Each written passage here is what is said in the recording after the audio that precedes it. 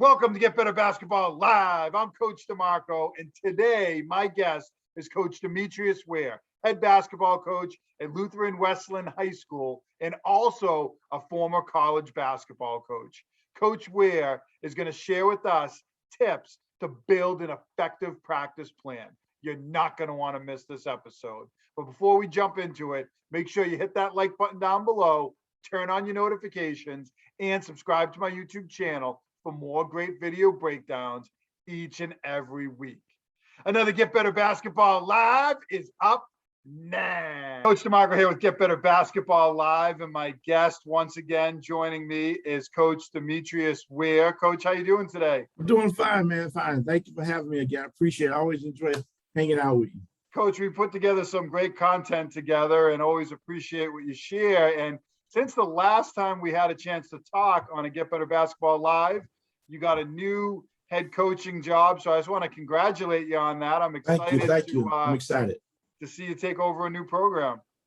Yeah, I'm excited. And we're going to have to do a little wood chopping and start it all over, but we'll be all right. And I think, we're going to have a good support. Whenever you have some support behind you, that always works. So I'm excited about it. And we're getting ready to get started next week. So I've already made about 30 different practice plans and throw one away and do another one. So I'm excited.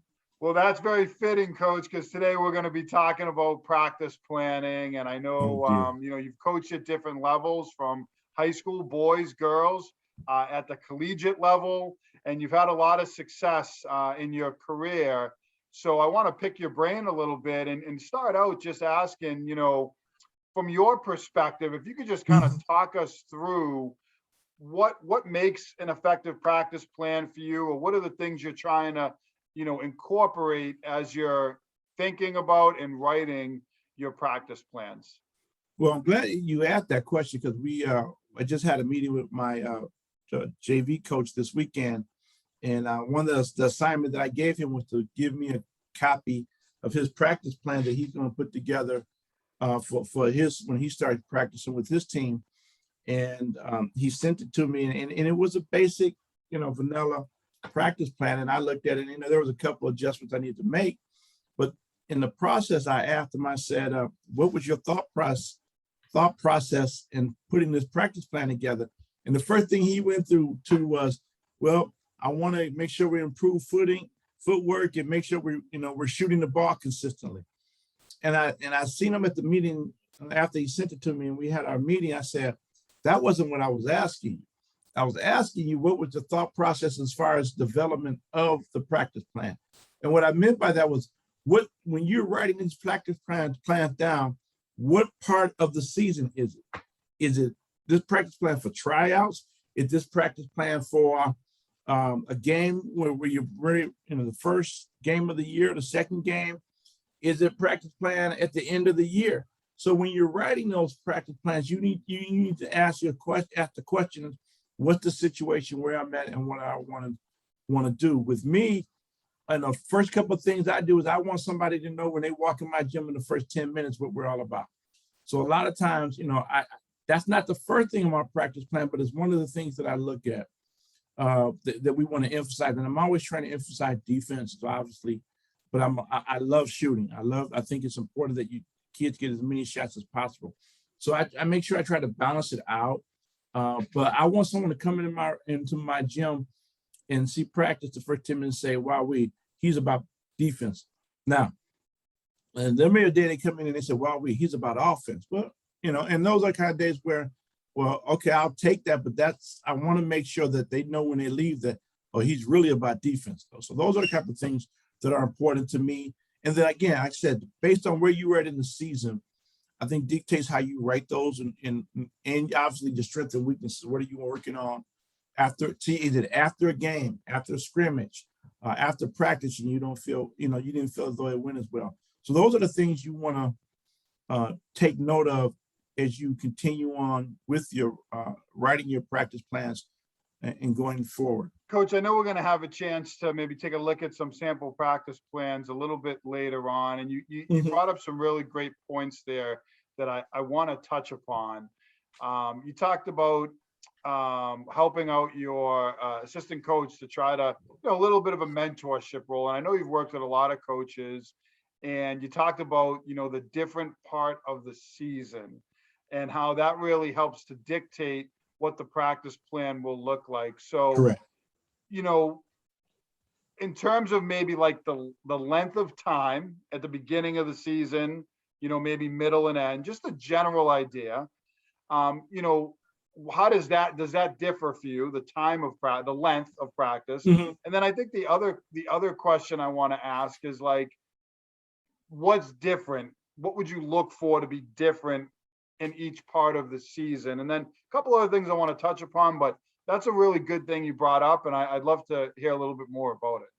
Yeah. Going back, I think the first part is if it's early in the season, I give you a perfect example.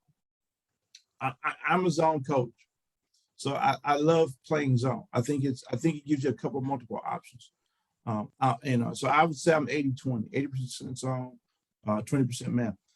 And when I started coaching early in my career, I kind of figured something out because, sometimes coaching is like a contest. It obviously is a contest, but it's like that kind of macho man contest. I'm gonna play man no matter what because I'm a coach. And only people who play zones don't know how to coach. That's the excuse for playing zone. Well, I took that philosophy and said, well, if everybody wants to play man during the early part of the season, they're not going to prepare for zones. So that early part of the season, we throw in our zone stuff the first 2 weeks. First week, we got zone stuff already in there with our defense and our offense, because that's what that's what we think about. And obviously, as people get to know you and play, they know that's what you're going to do.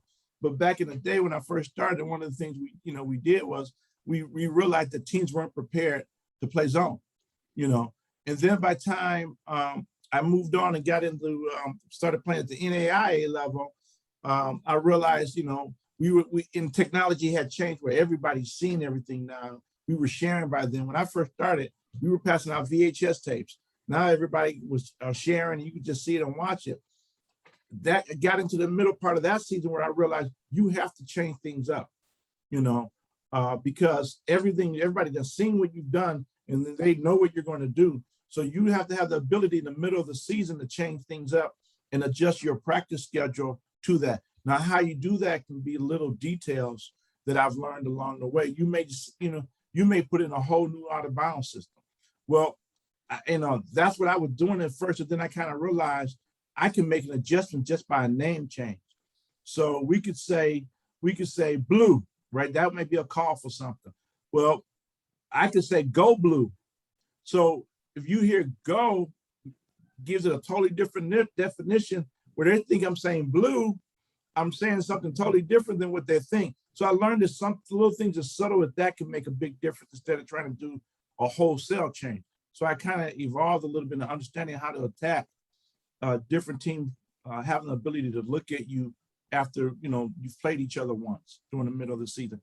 At the end of the season, based off where we're at and how we're contending, if we're in contention for a playoff situation, I think you do what you've been doing really well, and that's going back and looking at your tapes and looking at your practice plans and continue to increase those and throw some wrinkles in there.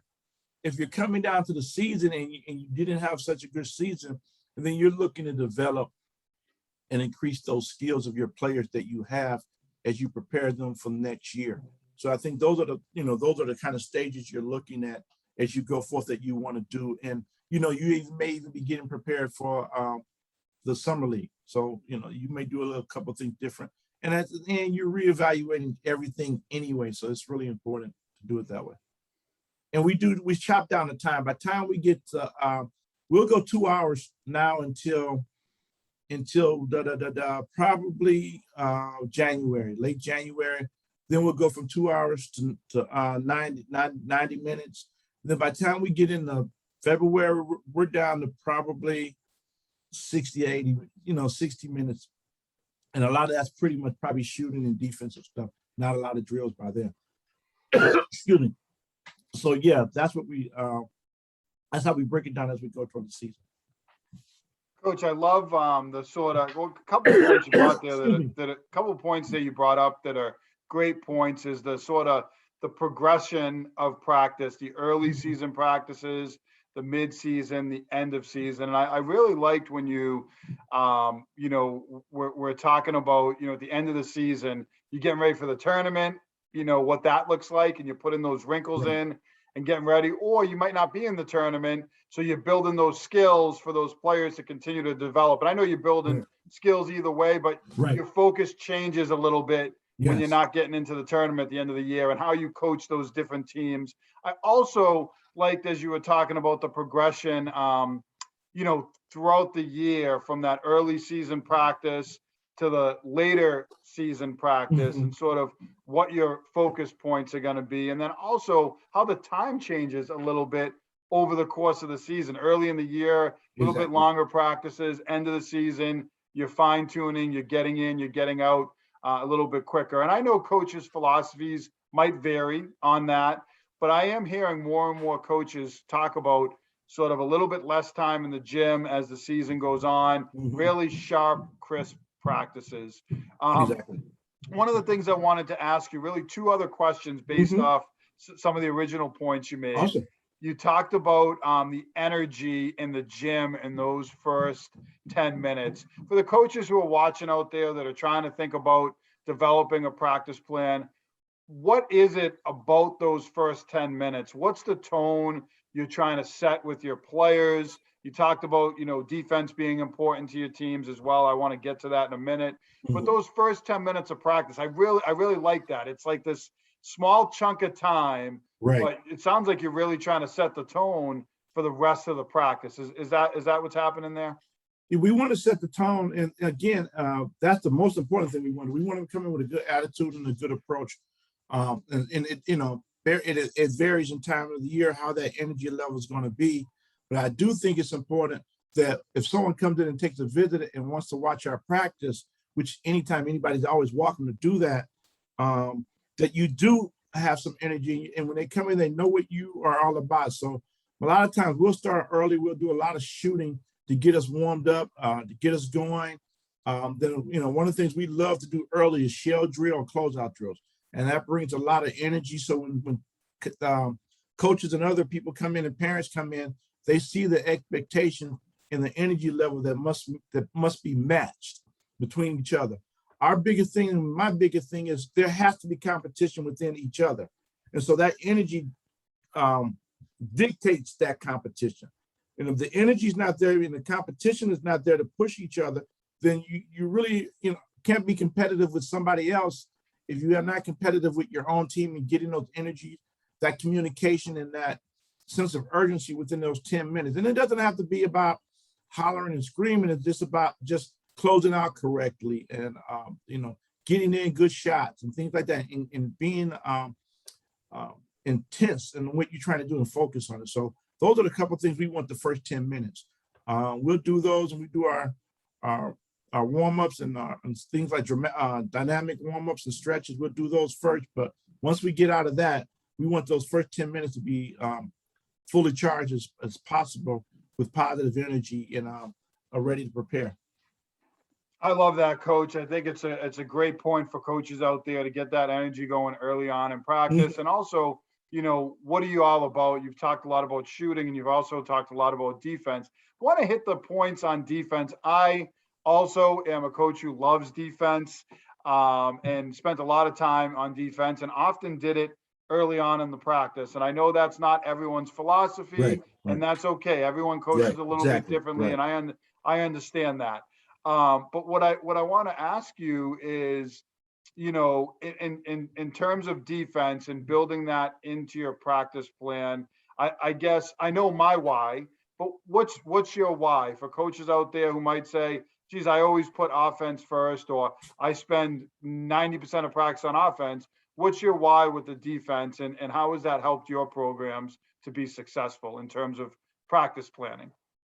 I think my why is, and I know that it is that um, I want teams to know that we're tough, and that doesn't have to require pushing and being real physical, but it requires knowing that you were going to attack. You are going to be making things difficult for them. You're not going to sit back and make things comfortable. And, people get the philosophy of the ideal that because we zone a lot, that, we just sit back with our hands up and we're waiting for them to throw the ball and we can turn around and rebound. No, we trap out of, I'll tell anybody, we trap out of all our stuff. We'll trap the post out of the zone. It doesn't matter. So we want that aggressiveness. We want that competition to show. So that's why defense is more important. And then also, I'm the kind of guy right now, and I'm kind of changing, but I kind of want to shorten the game. So I want us to take away a lot of teams that may have more talent than we did, take away their opportunities. So by taking away their opportunities, we'll slow the game down on the offensive end. So the defensive end is really important, that we're making every effort in making their attempts difficult, and we're doing a good job of defending the three-point line. So that's why it's important. Early in our careers, when back in the day when dinosaurs were running, everybody was trying to get in the post. It was, so we just made sure no one got in the lane. Now we got to defend the three. Hey, everybody can take a shot from the free throw line because nobody can shoot it now. But so that's what we try to do. We want to keep defend that line and make teams have to work or do something different. Try to take away their strength. That's our main goal, and that's our why. The defensively, we want to take away whatever their strengths are. Coach, you talked about competition a couple minutes ago, and how if you can't compete against one another, how are you going to go out and compete against other teams? So many great bite-sized takeaways that you're bringing up here for coaches. The first 10 minutes of practice, the competition element, in terms of competing against one another. And I want to ask you, because I know this can be a tough balance, but how do you foster sort of that, the sense of teamwork? Hey, we're all teammates. We're all going to help each other get better. But man, I want you guys to really get after it in practice. I want it to be, intense. I want you to compete.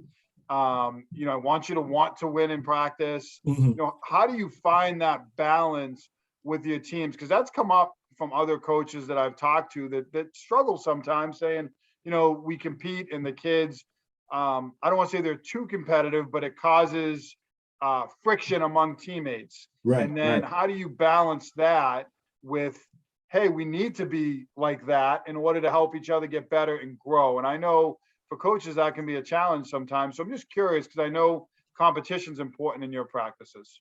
Well, and that's a great point as far as you were talking about how it can be too aggressive in practices and it gets too competitive, which I kind of want, to be honest with you. I guess my biggest issue that I have as far as that goes is we have some players who aren't real good practice players. Their focus isn't practice. Their attention span in practice is on a lower scale. But once the game gets started, they're tuned up, they're ready to go. And so it's always trying to get that ignition turned on those who aren't really practice players. And it's so funny.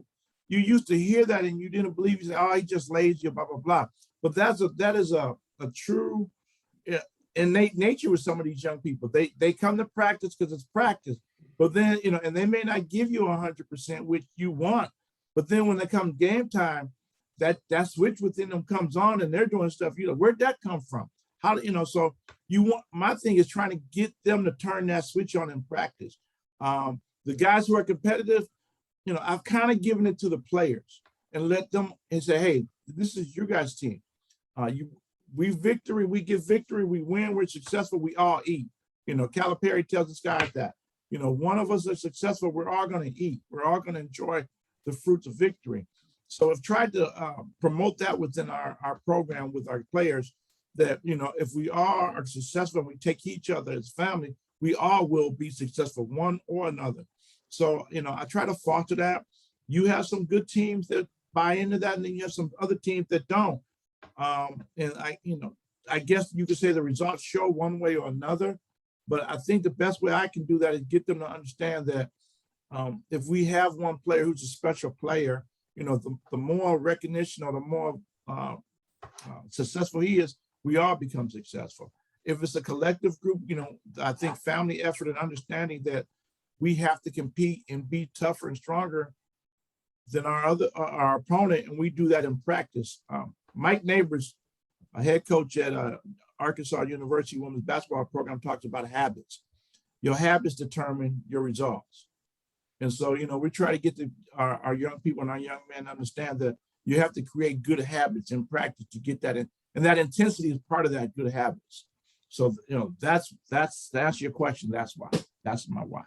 Coach, that is amazing. And so at one point I was pointing like me too, because, I want that level of competition. And for me, it was part of the culture, and I'm hearing it from you. It's part of the culture. And you're talking, I love that Calipari quote, how, one of us experiences success. We all are going to experience that success. We're all going to eat the fruits of victory. So it sounds like you're making it part of your culture. That's something I always try to do as a coach. And as it becomes part of your culture, players understand how to navigate through that competition. And just so many great points. And, in terms of practice planning. And I think coaches out there will have a really good idea of what they would see when they walk in the gym, the level of competition, what's important to you as a coach. So now I'm excited to take a look at some of these practice plans that you've used in the past. And I'm sure I'm going to have a couple of questions. I looked at some of the drills, and I do have some, I am curious. So let's jump into those. This is our, at the current time, this is my current practice plan as we start the season on the 15th. And this is for our tryouts. We're expecting to have anywhere between 30 and 40 kids for our tryouts, for our freshman team, our JV team, and our varsity team. If we get enough, we'll have a freshman team, and I'm hoping we will. So I've already put this one together. It's 3 days. Our tryouts are 3 days. So this is day number 1. And we kind of set the tone by, as I'm putting this together, obviously we write down the date and time. And all of these I can save. I can go back 5-10 years and pull up a practice plan. And so when we get together, when we have our first team huddle, it's all about communication. And we'll talk about these particular issues. What are we going to do the first 3 days? We'll notify each student after practice if they made the team after 3 days. Then we always have a quote. There's something we always try to encourage our players to do. This one, obviously, achieving goal is never a simple, straightforward process. We will try everything, discover that sometimes it doesn't work. So you have to try something else. Our actions will vary continuously. So I gotta fix some of this, but it's, we try to share that, and then we talk about our emphasis. So defensively, we want to see how well they are on a man-to-man situation. Because even playing zone, we always do everything and it's a matchup zone a lot of times. So we always want to, our principles are based off of man. Our principles, everything we do is based off of man defense. And then offensively, what we're looking for is shooting form, how well, not if they can shoot, but how well their form is, and their, how their shot looks, and what do we need to work on, and how far behind they are. And the basketball IQ, we're always looking for that situation where we can see a kid has that it, and we can see those children, those players who need to get that it. So that's what we mean by basketball IQ. So we're looking to see who already has it, who needs it, and how further we have to push them or help them grow. So those are things we talk about in the huddle, and we'll get in the huddle 8 minutes. I know 8 minutes is a lot of time on here. Usually we do 3 to 4 minutes, but since it's the first day, we want to kind of communicate some emphasis and some goals and some expectations. So it's a little bit longer than usual. We'll do that in the huddle and talk about those things and what we're going to do and how the energy's got to be. And that's, we're going back to the energy. Here we'll do our progressive, our dynamic stretching, and it's a slow progression. So we'll do just a walking pull heels back, opposite elbows to knees, a walking hips up and out, straight leg and kick with a clap. So these are, we got this from Team USA. This is what they do on their warm-ups. Dribble jogging is one of my favorite drills, and it doesn't replace one of the other ones we have, but this is one of my favorite drills where we will have our players warm up, everyone gets a basketball. So we decided to literally make this 8 minutes of running. Now, first day of tryouts, you said, why are you making something 8 minutes of running? Because we want to see what kind of condition they're in. During the season, we usually go 6 minutes, 3 minutes. So we'll go 3 minutes one way, 3 minutes the other way. But we want to see where they're at. A lot of our players are football players too, so we want to see where they're at condition-wise. So what this dribble jogging drill is, 4 minutes one way. On the whistle, we'll switch, you go the opposite way. They have to keep a level of dribbling activity. They can't walk. And most time we're asking them to pound the ball pretty hard and just push and work on their right hand. So they'll go one way, right hand, then they'll go the opposite way, left hand. And it's just around the gym, the baselines of the gym. You got any questions so far? Are you good? All right. Number 4, we start working on, this is again another conditioning drill. We want to see where they're at. Old-fashioned full court defensive slide. You sprint, get down a half court slide, stay low, arms, hands out. So we'll do that. A lot of this, like I said, with our practice plan here, and it's conditioning and finding out where they're at, how tough they are. What, is someone really ready to play, or are they just coming out and they're not ready to play? And so this is one of the way I made our practice plan for the first trial. I made it where I wanted to make it difficult to see who really wants it, who really wants to, and it's not a negative thing. It's just, we want to see where they're at. We can make it simple and then cut kids if we wanted to, but I don't think there's any productivity in that. So we want to see how far they are. And our goal is to get as many positive players and kids who want to try out and play. And hopefully we can keep as many of them as we can. We got to the point where we learned, people would say water breaking is just water. But with coaches, we have that instinct where we just want to keep going. So I made a concerted effort to make sure every practice I put water into the plan. They can go get it anytime they want, but they're at that time where we stop and say, hey, you got 3 minutes, get water, be back. Because as coaches, we want, we'll say water in our heads, but we won't write it down, and we just going and we're going. And I made a conservative effort to make sure that this is something that I had to really do a better job of. And I can chart that actually. I'll show it to you when we're done, but I can chart everything we've done here and how much time we've spent doing it. And here we get into our basic ball handling series. We're slapping the ball. Putting the ball around us, a circle around our head, around our back, circle the ball, full arms, fingertip pounding the ball, and so forth. A figure 8, a pivot foot, dribble down, pivot, spin, working on ripping the ball. These are just basic ball handling so that we want to see where our players are at. Some may say it's a waste of time, but I think it's an evaluation more than anything, Coach. Yeah, and I think as you're, taking over a new program, you're looking at a team to see what type of skills they have, what they're able to do.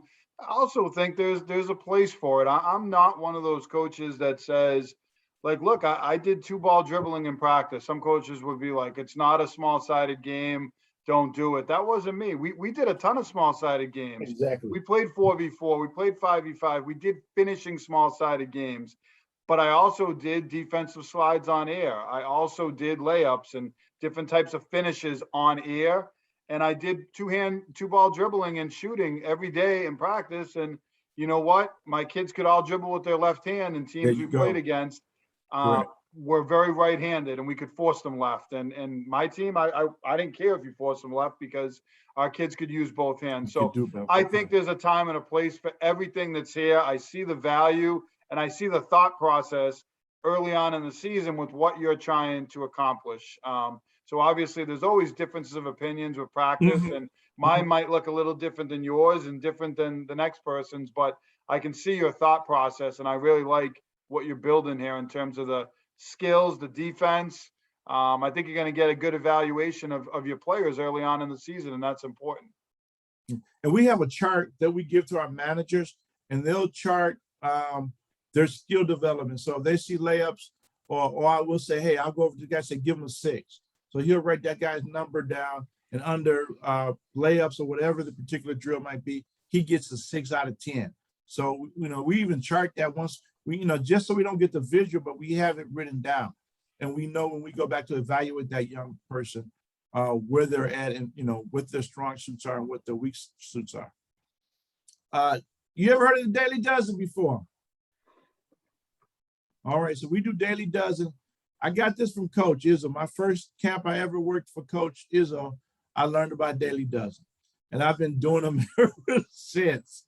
And back in the day, he had us doing the hook shot with them. So we kind of changed a couple of them a little bit, but and then we have one we call the Daily Dozen +1. But basically the Daily Dozen is we do 6 types of layups, and then we switch them over to the other side. So that's where we get our dozen from. So we'll do a underhand layup where the hand literally is under the ball, and then we want the guy to get the hand top of ball, and they're laying up with hand top and ball. Then we're going to do a reverse. Now in the past we used, like I said, we used to do the hook shot. So we've kind of replaced the hook shot with the Euro step. And so we'll do a Euro step. And we used to do coaches and they used to do that strong. You stop and then cut, slash the basket off that right foot you push off on. That's where we replaced that with the Euro step. And then the one we replaced with the hook, I'm sorry, it's a 2-hand runner. So we'll dribble, have them come up and teach them on that runner. And so we use that runner now instead of the hook shot, as we've had progressed. And then if we do a Daily Dozen +1, that extra one is, we call it's a Princeton layup. We'll have them drive hard to the baseline. Then they got to do a spin move and then reverse layup off the glass. So, we won't do the Daily Dozen. We do the Daily Dozen every day. And then there are just certain days where we'll add the +1 to it. So that's that. And then our 45 here is, what we do with this is a scrimmage where we'll play, we'll have 4 teams, 2 on the floor and then 2 on the side, both ends.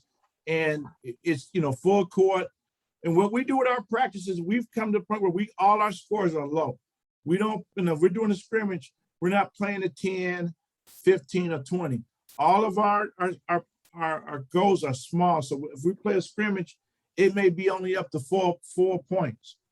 And that's, again, to increase the intensity of the urgency of scoring sooner than later. So, and then what we do is we go 2-on-2, team that doesn't score, come off, other team runs on there, and we continue playing until the first team gets to 6. And when that gives everybody a chance to play on the floor, we get a chance to evaluate everybody as we go.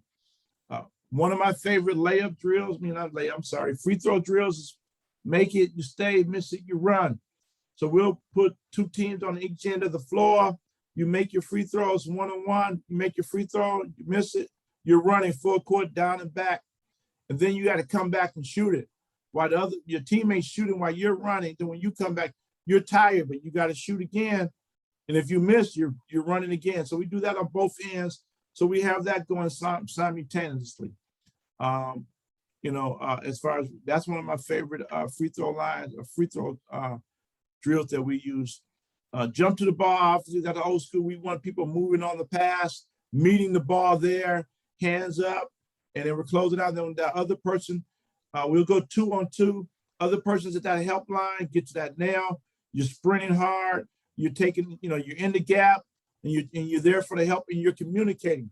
The biggest thing I'm looking for in this jump to the ball is obviously the closeout. And then my next thing I'm looking for, that defensive player said, I'm back here. I have your help. I have your help. And they're talking and communicating with each other. So that's one of my biggest keys I'm looking for when we do jump to the ball. The wall drill is another one of my favorite drills we do. I don't know if anyone's familiar with it or they do different things out of it and they call it a different name. But basically what you do is we put 5 people in the paint and we put 5 players outside the 3-point line. We'll have one coach from anywhere on the floor. He's throwing the ball up and we'll put that dome over the ball, over the rim, so it won't go in, and make sure it bounces off. And basically the rule is if you're on defense, you better go find somebody and hit them, not touch them, hit them. And then we call it once you hit them, you got to hit them, then you got to chase the ball. So once you chase the ball, once you hit, make contact, you're chasing the ball. One of the things Coach Izzo always says, he'd rather for the ball to just fall flat on the ground, and then you got a 50-50 ball, and it's anybody's opportunity to get it in, rather than allow someone to just get an easy rebound off of you. So, that's the point of emphasis for there is make contact, peel off, and chase ball. But it's a toughness drill too. Now we can do this. Technically this is a half court drill, but we'll move this from a half court drill to a full court drill. And then we have different levels of how we do it. So in one part of the drill, we're just doing rebound. The next part of the drill is rebound and put back.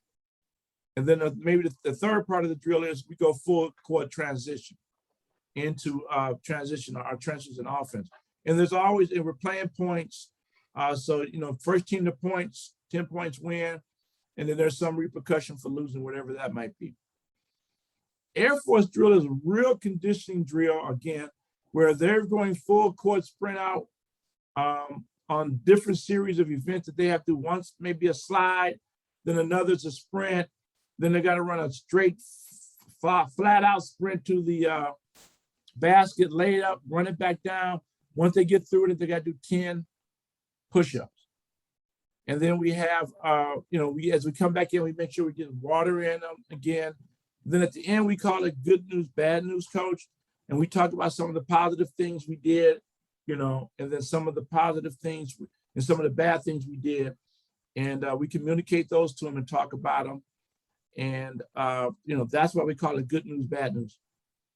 Coach, I like the balance here of, early on, we talked just a couple minutes ago about, some of the dribbling drills and some of the things that you're doing early on in the practice and why there's a need to build some of those fundamental skills. And then it gets pretty competitive here at the end, when you get into the war drill and players are kind of getting after it. So early in the season, it's a good layout, I think, for coaches to consider in terms of, the balance of teaching, competing. It's got a little bit of everything for coaches out there. I know you have a couple other plans, and I'm just curious to take a look at those and maybe just a quick rundown of maybe some of the differences from this plan to those, which I believe are a little bit later in the season. Just be a good visual for coaches to take a look at. This is one of our plays, practice plans we did January 5th of 2016. And I'm not going to go all the way through it, but I want to just show you some things we talked about earlier. This is where we're in January here. So we've already played about 20, we played about 15, 16 games, and we probably got about 10 or 12 left. So, one of the things we're getting into pre-practice schedule is film room. So we're going to film, and we're only going to watch 20 minutes. We're not watching the whole game of it. If you're blessed and lucky to have somebody who can cut it out, you want those 20 minutes or whatever you want to emphasize that night. And then that works for you. So that's how it worked with us. And obviously we did our stretching. Washington shooting we got from Coach Neighbors when he was in at Washington at the time. There was a couple of drills. He does a real nice warm-up drill where he starts inside out and he goes from under the basket where it's a simple layup. And then he moves it all the way out to outside the three-point line, and they're done shooting. So that was one of my favorite ones. He actually had that on YouTube. So if anyone's interested in looking at what that Washington shooting drill is, just go to YouTube and type in Mike Neighbors, and it'll come up on you. We do a lot of stuff that some of the stuff that the math have done. So this is a great closeout where you're closing out.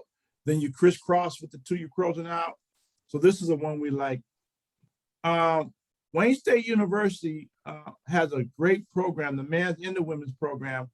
And this is one of the trapping that they run, where she runs a real nice trapping defensive drill. And we'll just roll the ball. We'll roll the ball to the other side of the foot. It's one line. We roll the ball. Two players come from the opposite side, and it's just a straight trap. And that one person's got to break it from one half of the court to the other half. So this is a great drill. If anyone wants more information about it, they can reach out to me. Tennessee shooting. I don't know if anyone knows about this. This is one of University of Tennessee's famous shooting drill where they have 3 lines and they continuously shoot from one end to the other. We'll give these goals a lot of times. Sometimes we just get the shooting in, and you go full court one end and you got to run back down to the other. So it's continuous moving. There's no resting. We'll do this for about 10 minutes. And so we do it different levels. We'll put a point system up there. You got to make, 150 shots in 5 minutes or whatever the case may be. So we try to make all those competitive. Again, one of our zone defenses, and this is what we go over in the middle of the season. And then again, we go into our free throws. Again, we always finish the practice with free throws if it's on a given time, mostly every night. And you got to make 20 out of 25. The team that does win. If not, then everybody's running. So we give them 8 minutes to try to figure that one out. So this is the one we would do during the middle of the season. And then we have an end of practice situation where we actually do another 5 minutes worth of exercise. And today we're on this particular practice plan, we're doing jump ropes. So right after practice, they're in the jump ropes for 5 minutes before we send them home. Even though practice is officially over with, they still got to hit the jump rope for 5 minutes this particular night. So, Coach, what I love about that practice plan, we saw sort of the early season plan, and then we got a chance to look at a little bit later on, and I could see the kind of competitive drills, more SSG based or more 5 versus 5 competition in some of those drills. So coaches could kind of see the early season to the later season progression in practice. And I think that's really, really important.